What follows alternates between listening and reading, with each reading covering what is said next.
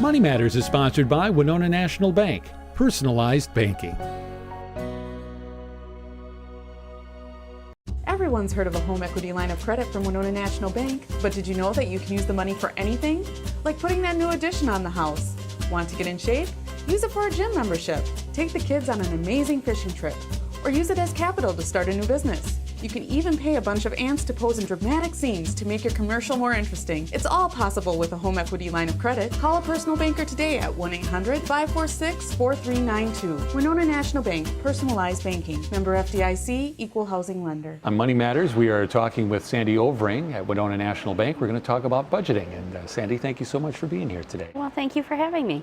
Budgeting, what does that allow us to do? Well, it allows you to keep track of where you're spending your money. It gives you an idea of where you can maybe save some money by keeping track of where you spent it.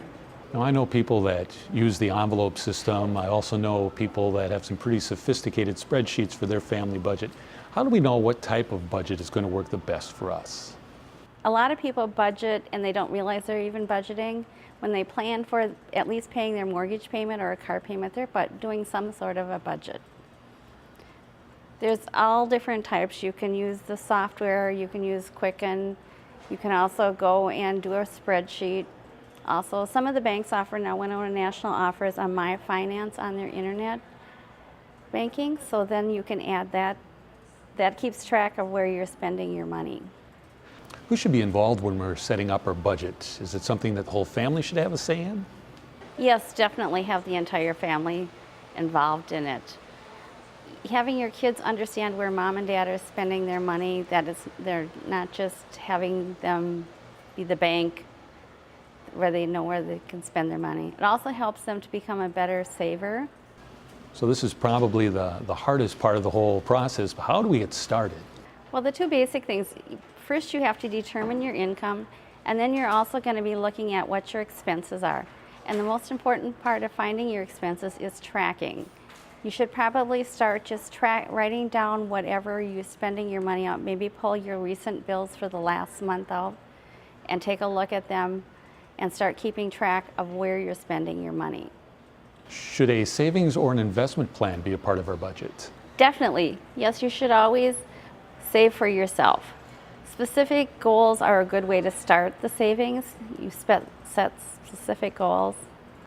No one else is going to save for you. You need to save for yourself.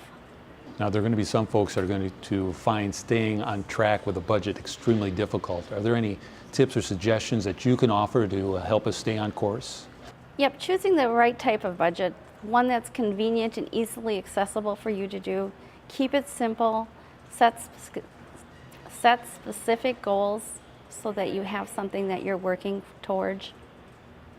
Now, if anyone watching us today has a question about getting started or about budgeting in general, what are some resources that they might be able to access to help get them started?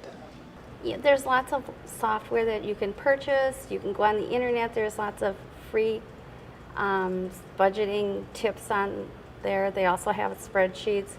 There's also, you can get books from your local library giving you information on budgeting. Well, Sandy, thank you so much for taking time to tell us about budgeting and helping us get on the right track. Well, thank you for having me.